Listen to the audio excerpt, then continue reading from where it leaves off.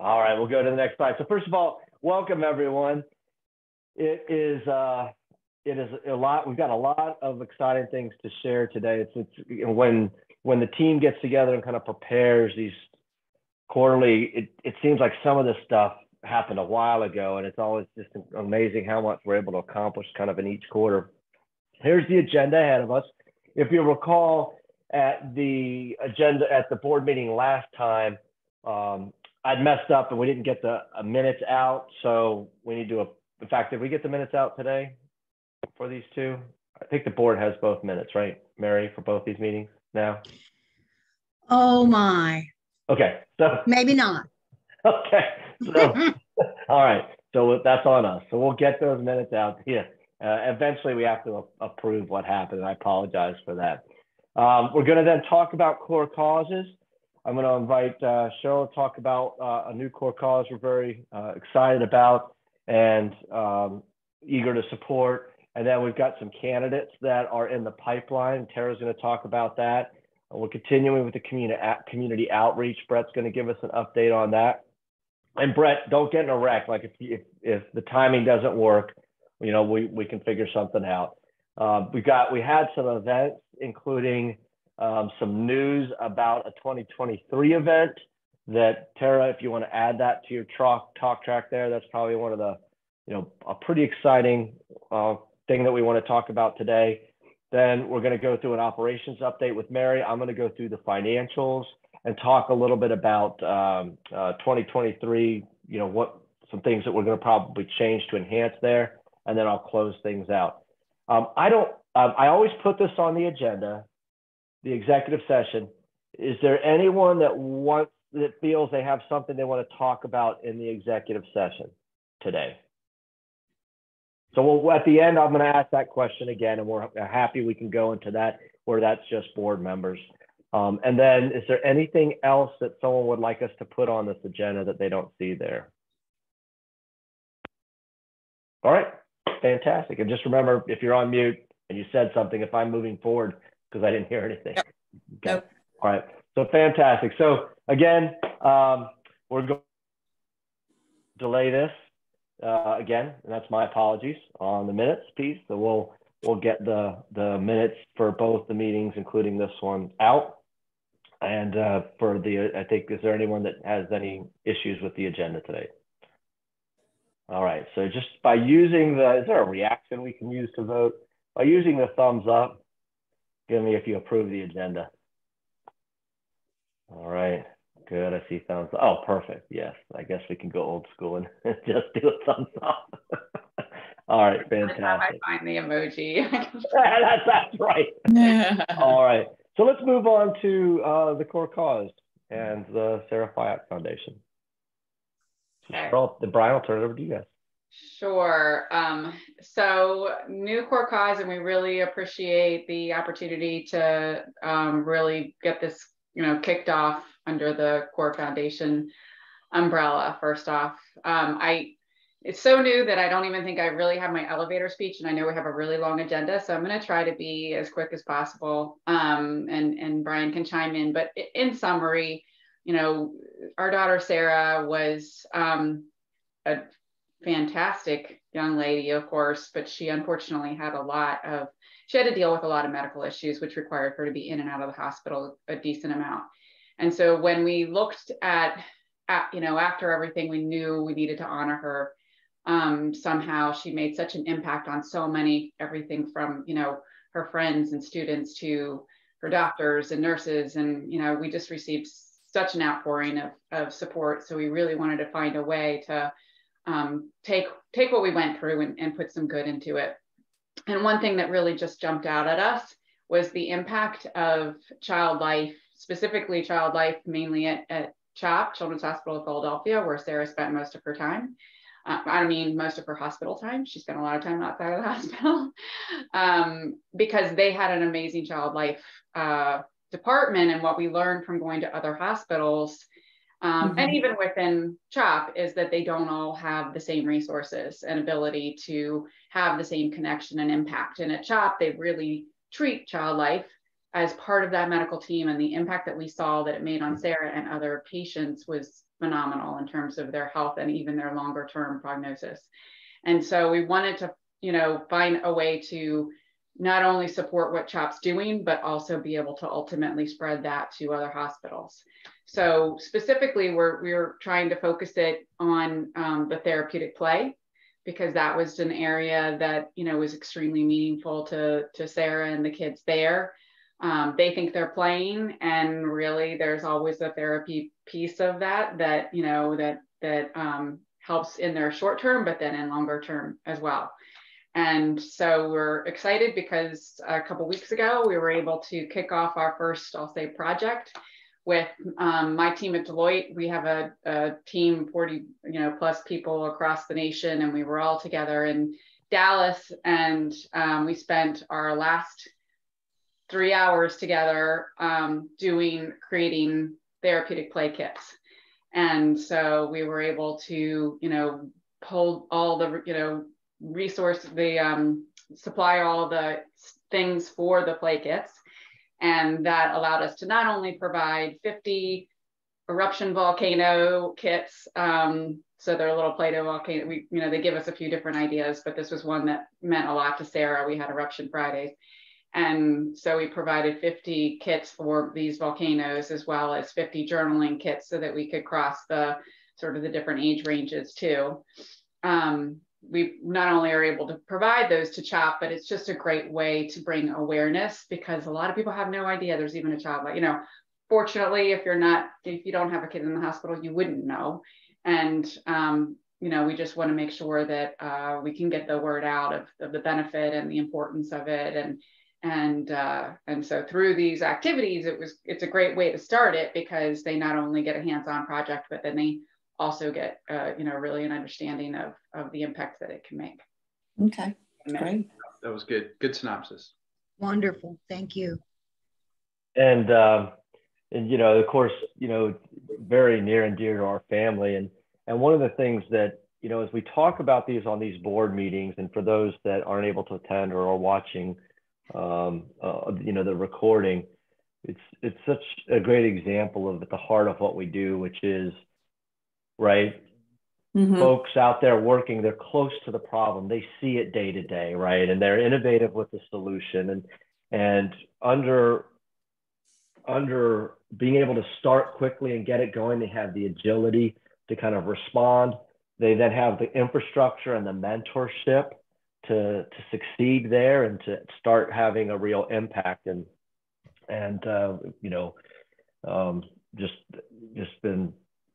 I just feel like it really aligns with kind of what we're able to do. And I hope everyone on the board takes pride in we're able to support this so quickly, right? And the staff, Mary and Tara and everyone thank you guys so much for the support. And yeah, I mean, you can only imagine for the Our board. pleasure.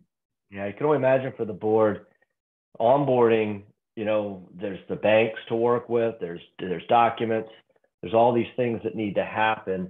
And none of that would happen as quickly without Mary and especially Mary's support in this issue, but Tara and Mary's support here. So thank you. Great.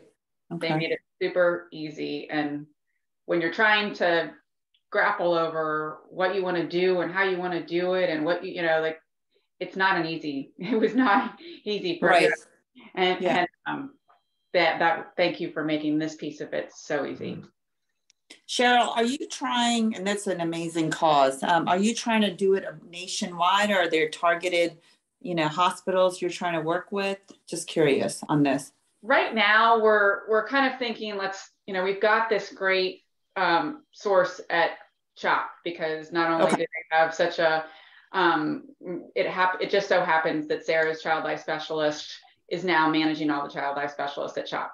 And so it's a great avenue to sort of just kick it off, but our goal, and particularly, here we're based here, so our goal is to be able to spread it throughout. Ideally, that we'd love to see it get nationwide, but if we're also just able to do it here in the DC area, or for example, what we learned, actually we did this project at our Deloitte University down in Dallas, and we're trying to get it on one of their lists of sort of team projects to do, where we then go to the Dallas Children's Hospital. Right. Yeah, I think ultimately where we can find those opportunities to spread it, it would be great, because I can say for sure, Fairfax, while they're a great hospital and we've been there and they've got a child life department, they don't have the same, nothing, Right.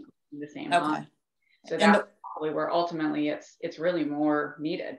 great. No, that's good. Because the one thought that came to my mind, and we can talk at a later stage, is the children's NIH, and I know the CEO there, we know, and so maybe there's some at the right time we can make an introduction and figure out what we can do there. Right. So We'd love to do that. And in fact, Sarah's physical therapist actually works now at NIH, and she kind of got there through her connection with Sarah, and she saw my post and said, "Oh, this would be great for the children at NIH." So she would love to help that. Okay, so great. I do certainly, maybe in the short term, focusing on CHOP and the hospitals around this area. Yes. And then, wherever else it goes, that would be great. Sounds great. Thank you. Thank you. Thanks, Cheryl, we're looking forward to supporting you. And I have the next slide. So that was a really tough act to follow, but it's beautiful. And we're just really, really excited. As you all know, my mother passed a few weeks ago, and her wishes were for Core Foundation to be her charity of choice. And what it's really uncovered for me is that we have an opportunity as Core Foundation to really help families create a legacy for their loved ones. And I'm looking at that now in a light that I never did before. So I'm looking forward to helping other families really keep the spirit of their loved ones alive through charitable contributions and acts of kindness in the community. So more to come on that. But if Mary, you could flip to the next slide here. Just to talk for a moment, we had our giving gala, and I apologize, I'm extremely hoarse and I'm talking as loud as I can, so I hope you can hear me. Hey, I'm going to interrupt. Tara just did a half Ironman yesterday. Oh my God. So, 2 days ago. 2 days ago, 70.3 miles. So I even gave her a pass tonight, but she's muscling it out. So I'll let you kind of go for it, Tara. I'm not sick from the triathlon. I was sick before the triathlon. I did the triathlon sick. But anyway, that's what we do, right? So the Core Giving Gala was amazing, and one of the outputs of that is that we are uncovering these wonderful stories of inspiration in the community. They are all listed now on YouTube, on our YouTube channel. You can go up and view all the stories if you haven't already. And two of those were our hero candidates, Amelia Anderson and Rosa Simon. So this year, what we decided to do is to give the hero candidates an opportunity to work with CORE on a mentorship basis and for them to create their own CORE cause. So these are all volunteers in the community that aren't necessarily, they haven't started their own 501c3. So this is a great opportunity to get them at the grassroots level and work with them to develop their leadership and their concept and passion in the community, create a CORE cause around it. So these are two of our core cause candidates that we are really, really excited about. In addition, another, a couple. Tara, yeah. Did we finalize? I think we're almost, and we're waiving the onboarding fee for the winner. Correct. So I thought that was an innovative idea of the committee. Correct. Is that, for all the good work, and I think some folks served as evaluators, right? To win, you have to have really done. And so in addition to winning and getting the plaque, you almost we try to even make it easier now to continue to do good work by waiving the onboarding fee for CORE. Exactly. And both of these women are extremely excited to work with us and to have some additional mentorship and to really develop the concept that they've created and bring it to life in the community in an even more impactful way. So really excited about that, and more on that later. In addition, one of our sponsors that came to the event, our food sponsors for Taste and Sips, was Big Wonton. And we went to patron them on the day after the gala, and they were so excited. They saw us coming and they're like, "Oh my gosh, Core Foundation. Like, we want to start a core cause to address food insecurity."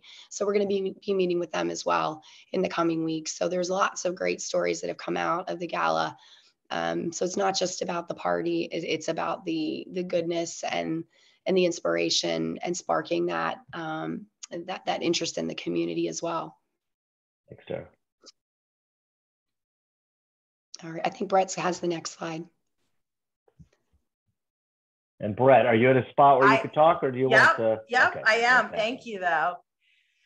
So yeah, we have a couple things going on. One that's going to be super exciting is continuing with Daymaker. And actually, Cheryl, I just sent you a chat that I actually think Daymaker might be a really nice fit for your foundation too. So we can talk a little bit more about that. So Daymaker works with big corporations to do holiday gifts for kids, not only kids in need, but kids all around the country for whatever different reasons they're involved with this program. So through CORE, we partner with Laurel Learning, and they send these really cool gift boxes to each of the kids at Laurel. And we're kicking that off right. I'm in the midst of writing their profiles this week. And so hopefully by December, they'll have all of their goodies, and it's just a really great program. They've just onboarded some new big corporations. And what's nice about that, it's getting CORE's name out to people that we might not otherwise talk to, like Chobani, they just signed on to. And then what's nice is the employees learn about CORE, learn about what we do, and then they can visit our website and become individual donors, through other avenues. And then we're continuing the library project. We actually expanded that, and we're working with a center in downtown Herndon as well. And I applied for a grant to receive books for a learning center in Herndon too. So keeping my fingers crossed for that. Excellent. And the work that Brett and the team are doing in this area, every time we go out to different events, you can just see the increased awareness of the work that we do, and then the increased interest. And so how do we join, or how do we do this? So Brett, certainly I'm seeing it in the local community, the kind of the awareness you're creating through these different outreach projects. Thank you, Brett. Any questions for Brett? Great job, Brett. Okay, so back to me. The events, just want to cover them really quickly here that we've had over the past couple of months. Our Reston Superhero Youth Triathlon was extremely successful. We had over 100 athletes. And what was really so exciting about those athletes is that we included for the first time para and adaptive. So we have, excuse me, as part of our core cause program, one of our core causes is the Fairfax Falcons. And they are a group of wheelchair athletes, and they participated in the event. It was so awe-inspiring to watch those kids out there giving their heart and soul. Some of them had never swam before, and we will continue to have para and adaptive in our core foundation programs moving forward. So that was really big for us. Obviously, we talked about the Core Giving Gala and Community Hero Awards took place on October 1st. It was a lot of fun. We had a red carpet arrival and photo booth and lots of fun things, but also those stories were just so inspiring. And very exciting tonight, Fairfax Public Access covered the event, and that will be launched. Actually, it was launched at 5 o'clock tonight. I checked right before the call. They also will have that on YouTube, so you'll be able to watch it anytime. And that's going to be coverage of the gala. So if you weren't able to attend, you'll be able to go up and hear all the highlights as well. So that's going to be a great piece that we can market and use as well for CORE. Then the Olympic. Oh yeah. So did you want to? Olympic. Okay. So drum roll. Yeah. Okay. So we're extremely excited to continue the tradition of the Reston Olympic. RA approved us to continue that event, and we will be looking to sanction that here in the next couple of weeks, and then rolling out the registration for 2023. So we'll have the sprint, the Reston Youth Triathlon, the Superhero Triathlon, as well as the Olympic for our athletes. Yeah, and for those on the phone that may not be kind of as immersed in the triathlon environment, this is just an enormous event.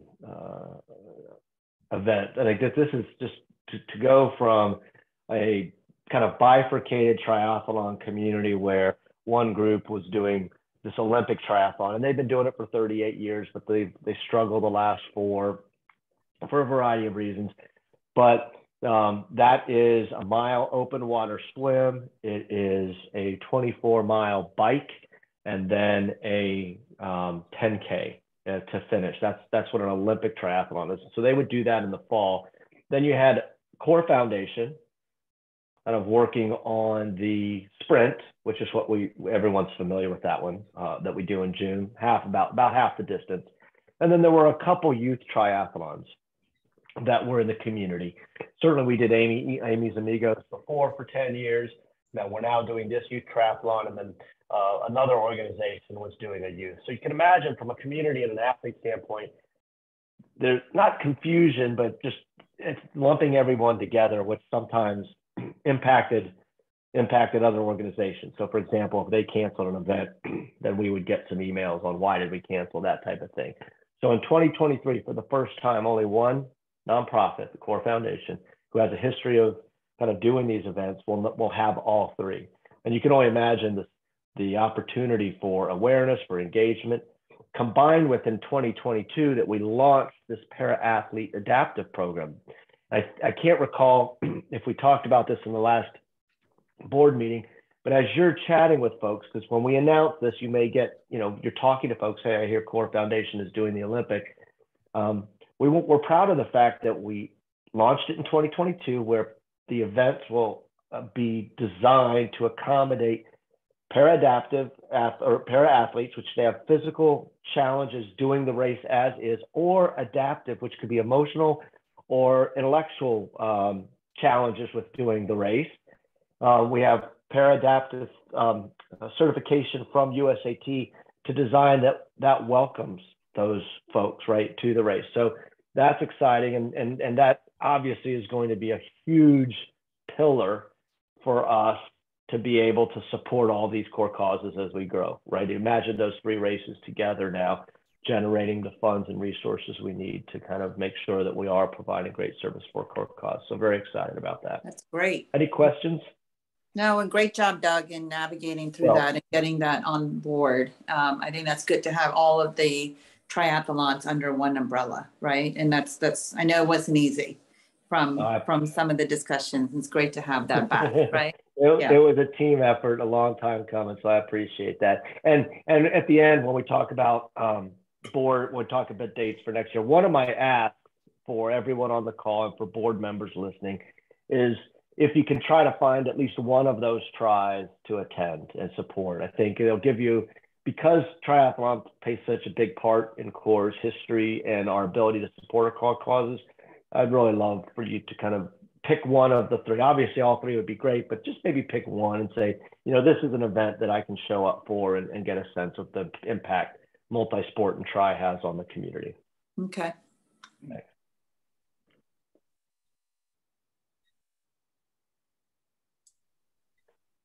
All right. I can't recall who's got this slide. That might be me, actually. Okay, so our volunteer of the year was Suzanne Zern. And we also recognized two other very key contributors, which were Teresa Keller and Dan Clark as well. So we did a video as well for them. Their contributions have been significant. And for those, I think most on the call know that Suzanne was our gala chair. This was her second year doing it. And I'm pretty sure she'd be okay with me announcing that in the aftermath of the excitement is when I ask, hey, can we count on you next year? And she will be signing on to chair the gala committee next year. So again, it's huge value to us as a foundation to have her leadership there. I'm glad that she was recognized. I second that. Yes, yay. And sorry about the slides. They're advancing on their own. No problem. And of course, it's mine next. So for a brief operations update, I just wanted to share that CORE is continuing to improve our accounting processes and procedures, and that has resulted in timelier month-end closings, more accurate coding of transactions, and less unfiled paid receipts. So we're getting all the receipts into QuickBooks and not in various different places like they were before. In the compliance area, the charity registration in Virginia has been upgraded from 5 counties to statewide. And thank you, Doug. And I think Ted helped you with that in completing that paperwork and getting it filed. All charity registrations, Virginia, Maryland, and California will need to be renewed in November. They require the 2021 financial information for renewal, and we can move forward with that with the renewals as soon as the 2021 draft form of 990 is approved. We're expecting the 990 draft from the CPA on November the 1st. Also, a recent review of core sustainability planning suggests areas of improvement to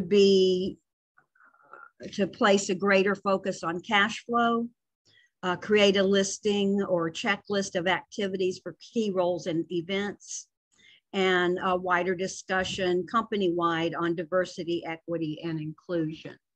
Doug and I talked earlier, and we thought that for Q4, our goal would to be get the list or the listing or the checklist for the chair, the operations, and for accounting, and also for triathlons, golf, and gala. And then we can use those as templates with you, if you will, and figure out how we want to move forward in Q1 with some of the other key roles and events. Any questions so far? That was short and sweet, right? Yeah, and you know, I know this. I hope when folks look at this, this is just a tremendous amount of work. And same thing when you think about the gala. We had great leadership with Suzanne and the gala committee, but you think about the workload on really just our two full-time folks, Tara and Mary, and this is just kind of one quarter, right? So there's this. What we're trying to do is, as we look through this, we're always trying to not only get timely or month-end closings, get more accurate. Absolutely, that's our first. But we're also trying to automate and simplify some of this that allows us to get all of this work done without killing Tara and Mary as they go through this. So great job, Mary, on this. And again, Tara, I know I'd be remiss without saying how much you leaned into the gala to make that event so successful. Agreed. Any other questions? So I know I beat this drum a lot, but it's Cybersecurity Month. And I wanted to share a story with you. Well, first, let me tell you that CORE has made efforts to secure our Microsoft email accounts by adding multi-factor authentication.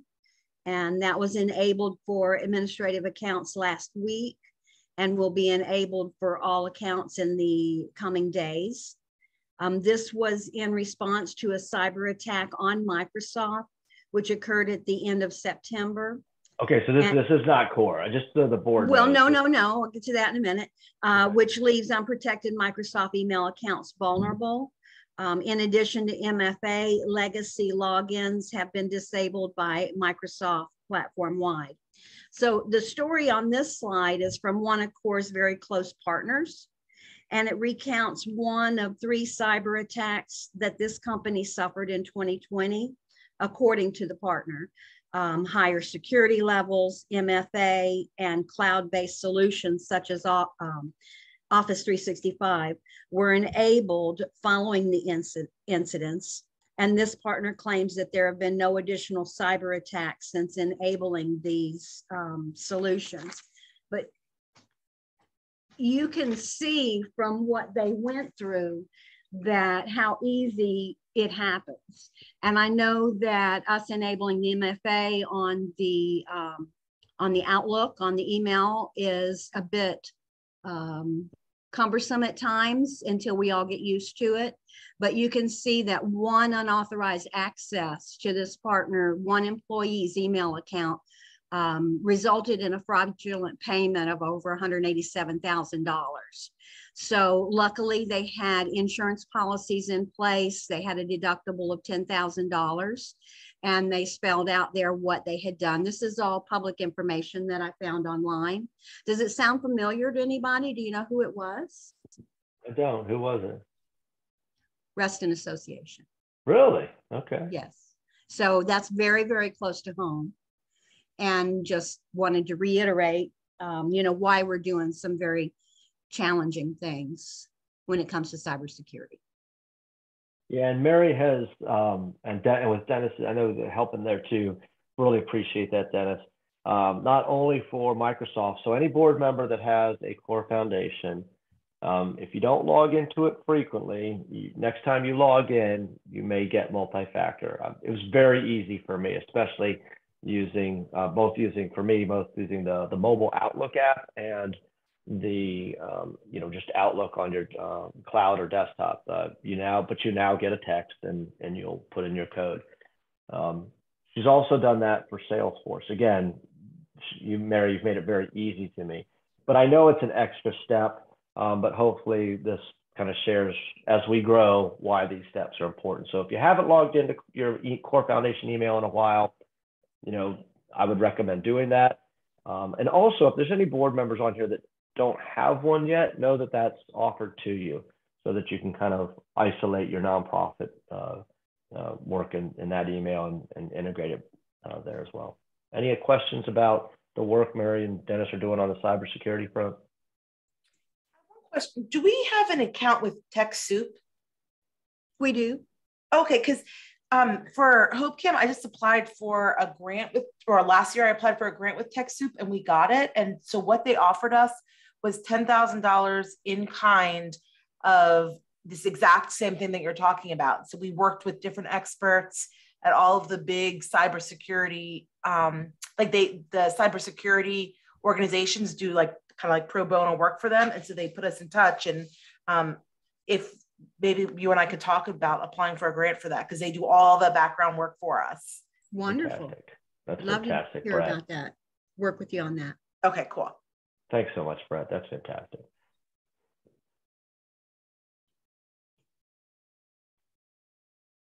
Financials. Right. Yeah, so now the financials. So I'm going to walk through, Mary emailed them to you and I had a goal in 2022 that I failed at miserably, which is to get these things to you a week ahead of time. And you're going to see at the end of the meeting, I'm going to ask that next in 2023, we move our board meetings to the fourth Monday of the month. The third Monday of the month makes it really tight turnaround.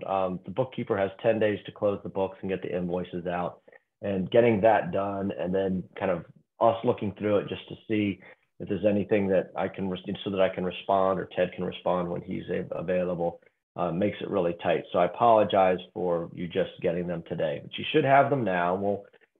We certainly make them available, but go ahead to the next.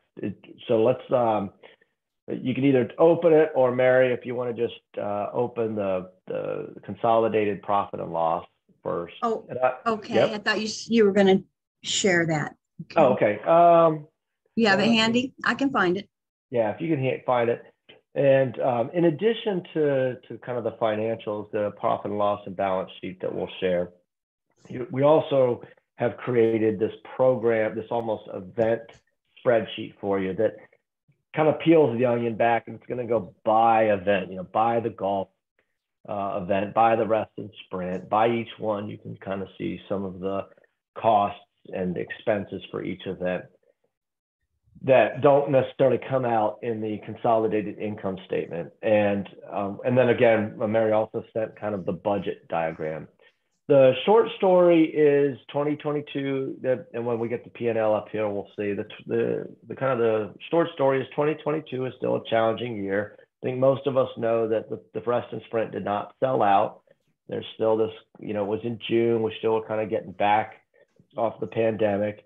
In addition, we've been taking on these core causes that do have associated expenses with them. We're growing, we're doing more events, so that takes more. Thanks, Mary.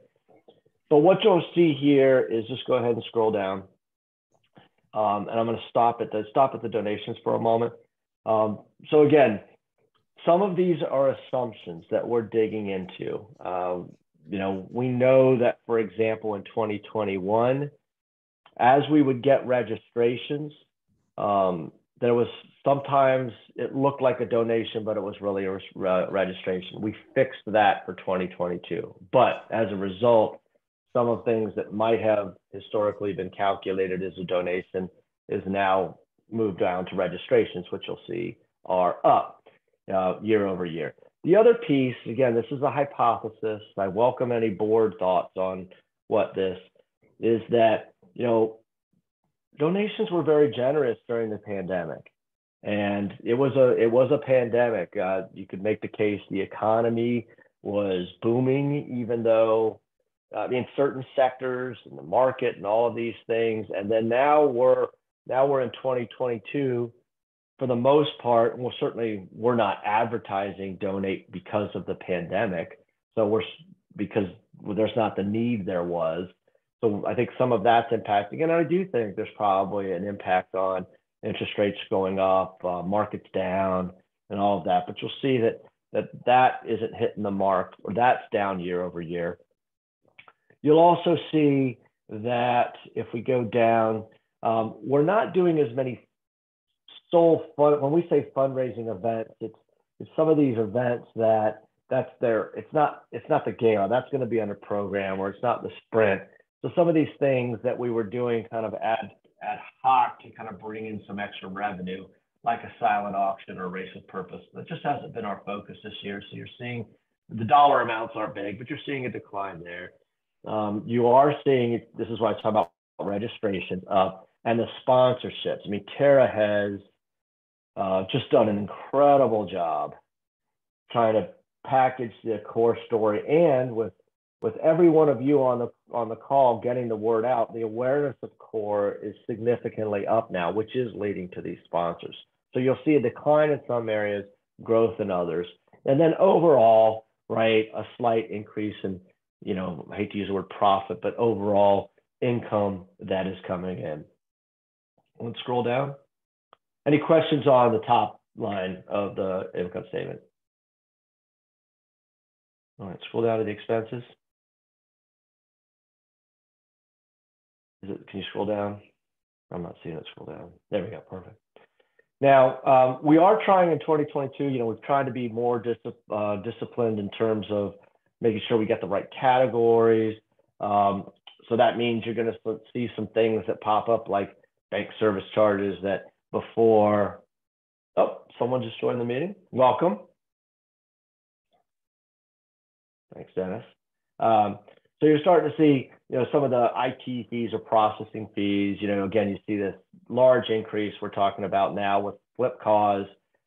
We didn't have as robust a flip calls last year. Now we do, and we're categorizing the fees. So you see a big increase in there. Keep scrolling down. So again, we're breaking out some of these fees in this spot, which again is going to show an increase. Keep scrolling. Interest, expense. This has been an initiative for us moving into 2021 and stayed at 2022, which is we shouldn't have much at all. I mean, there might be a few days that go by, which is leading to these small numbers. But again, a decline is good in that expense where we used to, we had more interest. And I'll let you kind of peruse through some of this. We're in more states now. That means more licensing and permitting. But as you scroll down, if there's any payroll, we know we did the increase last year. And then we're also capturing one of our core causes has payroll, which again, they cover all of that, but we have to categorize it in here, which is adding to that number year over year. But I'm happy to talk to any of the numbers that you see here. And if we don't hear anything, Mary will scroll down to the bottom of the expense. So Doug, is there an offset to that? The Exactly. payroll expenses? Okay, Yeah. somewhere in the revenue line item, you're saying? Or it's from the core cause. That's right. Okay, it's reflected somewhere up above, right? So it's a wash.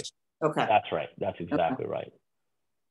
For all the board members and for the attendees of the meeting, it's always, part of our model wouldn't exist if the core causes weren't at least break even. So right. there's okay. That's there. Excellent. So scrolling down, The storage rental, you're seeing a bump there, and I'm looking at two numbers here, as you may be too, not just the dollar amount, but the year-over-year increase. Yeah. We transitioned from a storage rental place that was just for the sprint, that was a little farther away when the Reston Triathlon shut down, which wasn't an event we anticipated. They offered us their unit and all of their equipment, which was almost a no-brainer. It was closer, but a little more expensive. And for a period of a month or two, we carried the cost of 2 units as we managed to, get all of the work. The new place, again, almost a lot closer and much more accessible to events like the gala or the golf tournament where we need to get something maybe quickly. So that's why you see an increase there. Any other questions about anything on here?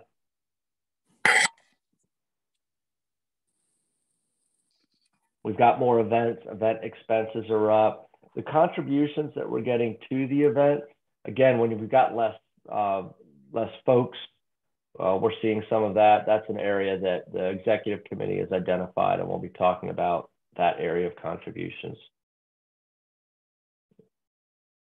Keep scrolling down. And these are all the expenses associated with the programs, which would include, and on the charitable contributions, the last year when one of our core causes decided to cease existence, they took their entire balance and donated it, which is excellent. Like, we're happy that that happened, but that's a kind of a one-time factor that increases what you see. That 78 probably will be more like 68 or 67 without that $10,000 contribution. So there's, when you have these multiple groups, there's going to be some variation there. Scroll down.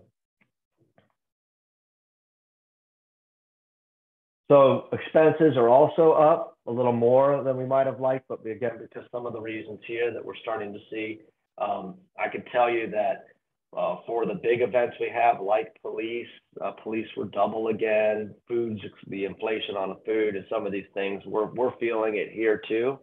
And, it's possible we didn't react quickly enough with some of the race fees in terms of what we charge, but in defense of me, we opened registration at a certain point of time, and that's the fee. And so people register, but then we put the event on 6 months later, and even a 10 or 15% increase in kind of food or police or any of that can have an impact there. And so I think we're seeing the expenses absolutely increase a little faster than I had anticipated, and the income not quite as much. So remember, income's up 13%, expenses up 18%, which if you scroll down, you can see that last year at this time, we probably had $30,000 net income. This year, we're behind. Now, we just had the gala. We're opening the Olympic Tri that will bring in registration to get us back there. But you can still see we're certainly not out of the woods in terms of this kind of sustainable model. You scroll down a little more, Mary? Or is that the end? Any questions, comments, suggestions?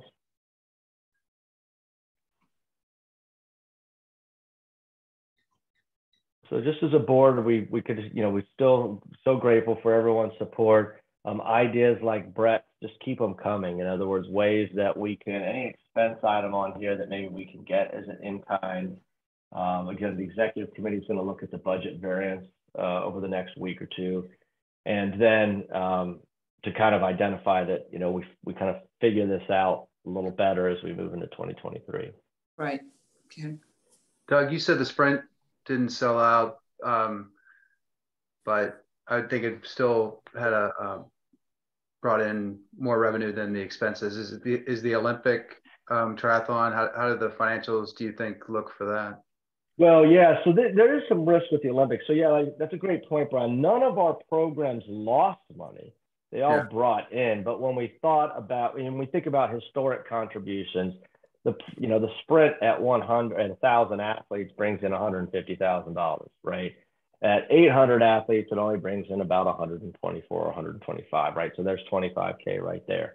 The Olympic could be a risk in that, you know, we've never have access to their internal financials. Right. What I can tell you is one of the reasons it did go under was they weren't, there was real pressure on them because their registrations continued to drop. And the break even for a triathlon in our area is somewhere around 200 athletes. So we get to 200, you've broken even for the event. Now, the variable cost is very low above 200 because you've already, your timing company's fixed, your police are fixed, you've just got food, swag, some of that stuff.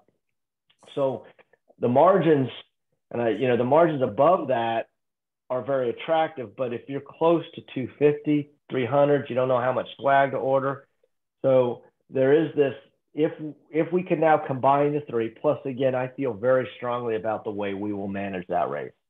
You're going to meet in January Jen Drizga, who's been managing our, she's kind of managed the sprint, and the youth was her baby, her idea. And under her, we'll have three. I have very little doubt that we will build top line and that it'll be more than break even for the Olympic. And just that buzz will get us to sell out in the sprint. But of course, there's risk.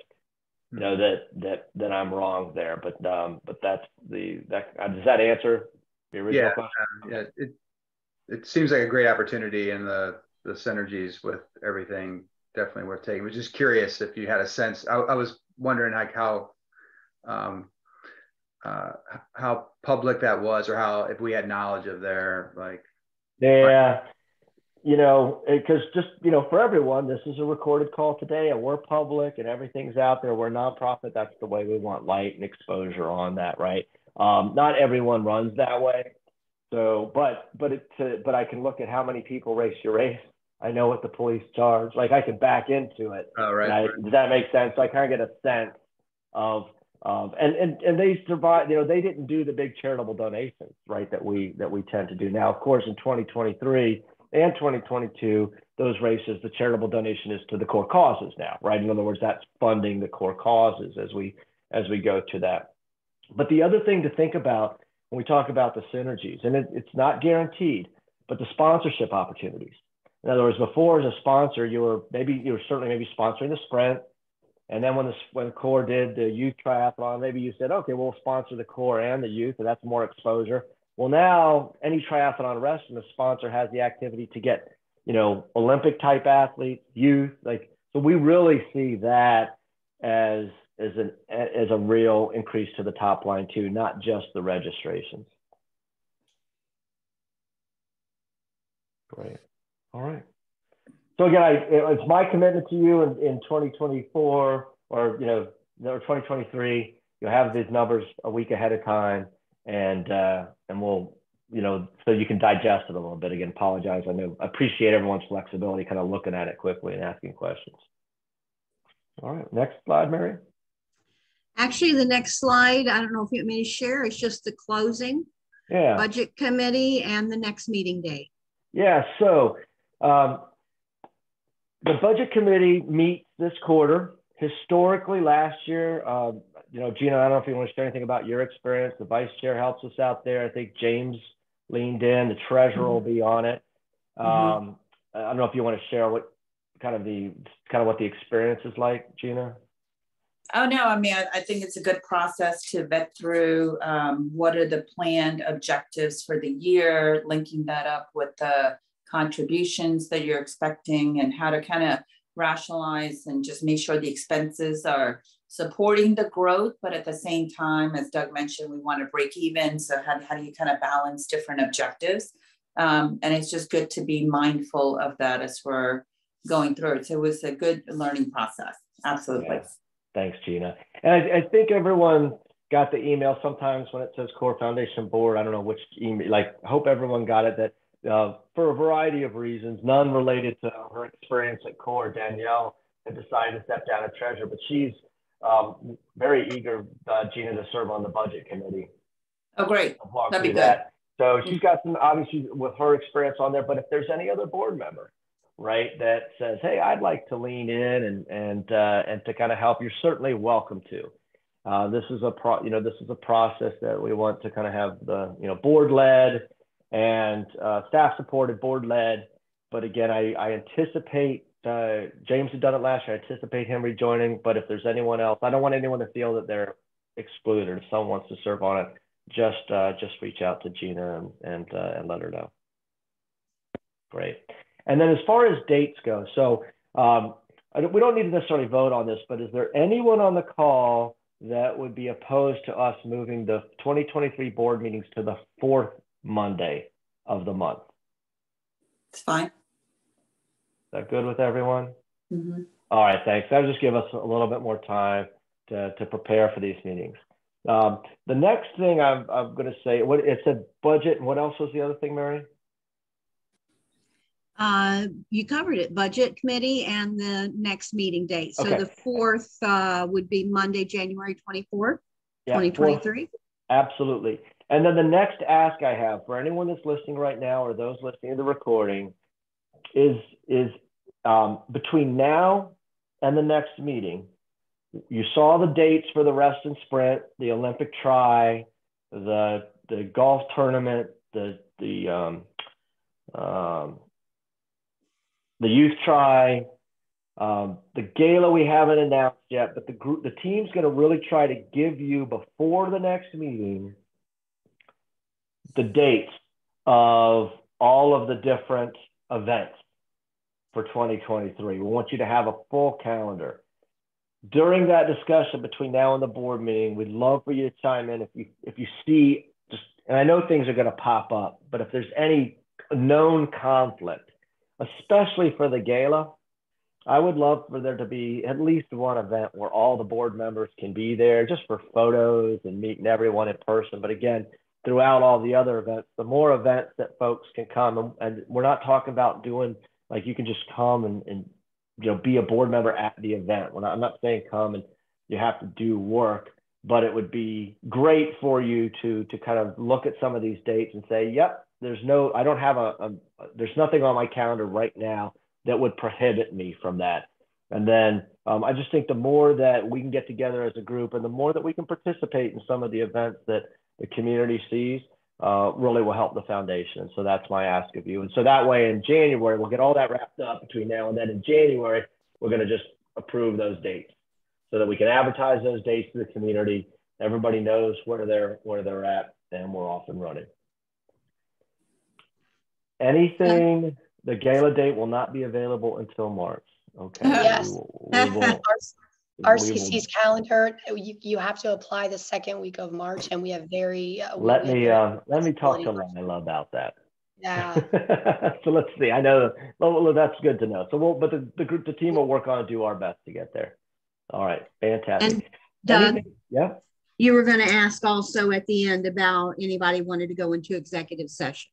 Yeah, exactly. So first of all, before we go in, if we need to, is there anything any board member wants to say? Doug, maybe since you reviewed the P&L, you want to just touch on the balance sheet or just the fact that right. Yeah, let's pull the balance sheet up. Thank you. Right. Quickly. Very good. Thank you, Gina. Okay, give me just a second. Just for the report, right? Because even though we're negative, we're still overall from a cash perspective. I think it'd be good to just document that, right? No, absolutely. I appreciate you calling. And while Mary's pulling that up, for those that didn't attend the gala, I would love for you, I encourage you to take a look at the YouTube. We could talk forever on what a positive event that was, not just financially, which we'll talk about those, when those numbers all wrapped up, but also just the engagement of the community. Everyone was glad to be back out. So this is the cash. As you know, in the balance sheet, we do break out all the core causes. And as you know, that when core cause cash, it's not, technically it is core foundation cash, but remember we commit that we don't control the cash of a core cause.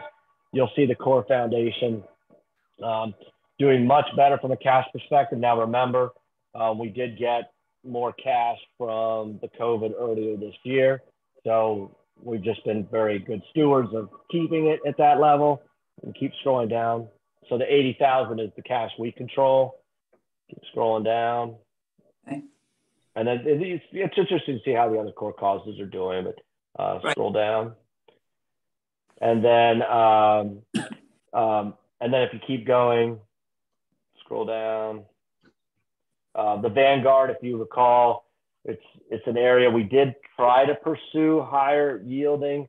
We're still at too low of a threshold for any professional advisor to want to help us out there.